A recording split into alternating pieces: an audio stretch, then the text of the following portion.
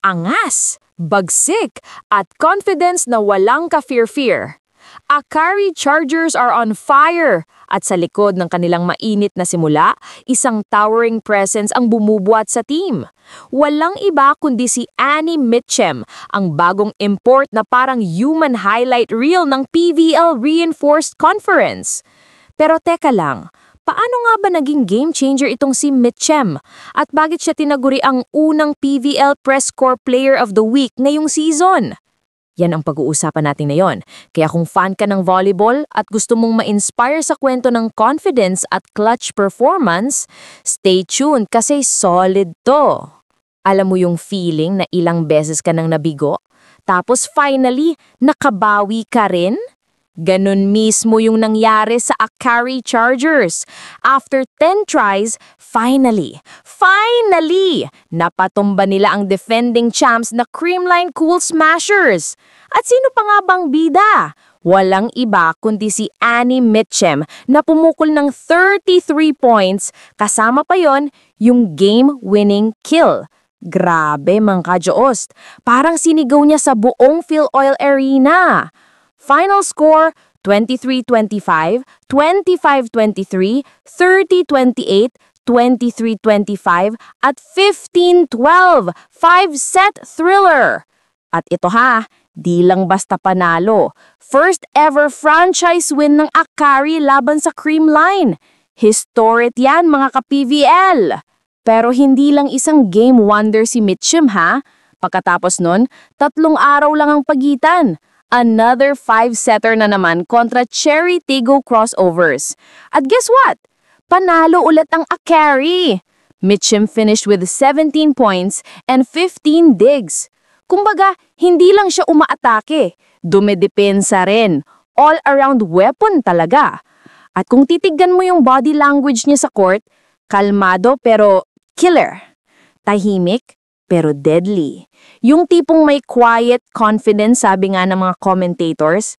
At yan ang nagiging spark ng buong team. Kasi kung kalmado at composed yung import mo, automatic nahahawa yung buong grupo. Sa totoo lang, hindi lang skills ang puhunan ni Annie Mitchem. Confidence, chemistry, at commitment. Yan ang combo niya. Sabi nga ni Mitchem, I'm really happy and proud of us because this team is really good. At gustong-gusto niya rin daw yung energy ng PVL crowd. Yung tipong punong-puno ng sigawan. Parang Brazil at Indonesia vibe. Grabe! Imagine mo na lang. First time niya dito sa Pinas pero parang sanay na sanay na. Sabi pa niya, malaking tulong daw yung bonding at training nila araw-araw. Kaya pala kahit bagong import, parang matagal ng parte ng Akari family. At dahil dyan, siya ang napili bilang PVL Press Corps Player of the Week, beating out big names like Eli Russo, Anna De Beer, Sasha Vysenko, along with local aces and PLDT's Savvy Davidson and Petro Gazes Brooke Van Sickle. Solid, di ba? Pero sabi nga ni Coach Tina Salak, hindi pwedeng si Annie Mitchem lang ang sandalan. Yun daw ang goal nila. Tulungan si Annie para hindi lang siya ang umaararo ng points. Kailangan din mag-step up yung mga lokal.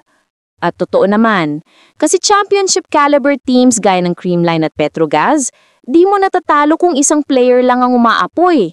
Kailangan collective effort. Kaya as they prepare for their next match laban sa Petrogaz Angels, ang tanong, masusustain na kaya na Akari yung momentum nila? O mapuputol na agad ang winning streak nila? Isa lang ang sure, with Annie Mitchem leading the charge, hindi basta-bastang Chargers ngayon. May bago na tayong dark horse contender sa PVL Reinforced Conference. So mga ka-Diyos, ano sa tingin niyo? Is Annie Mitchem the real deal for Akari?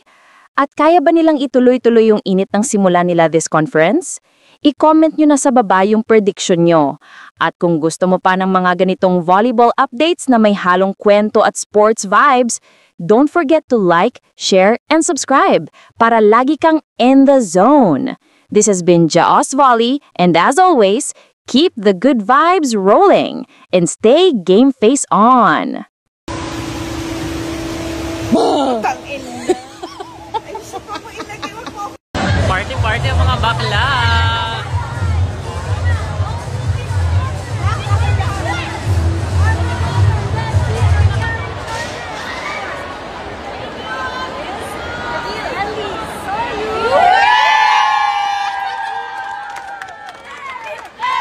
Finish reveal.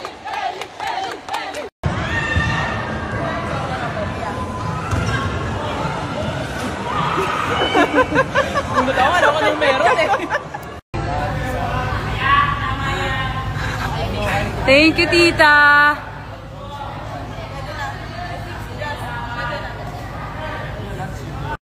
Oh, accommodating naman ang ate ko.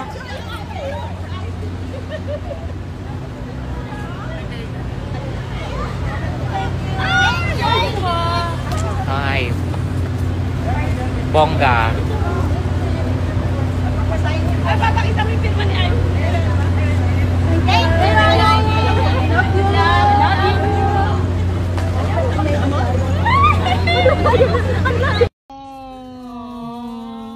Sad girl. Ay, nawawala. She's kinda lost po. Oh.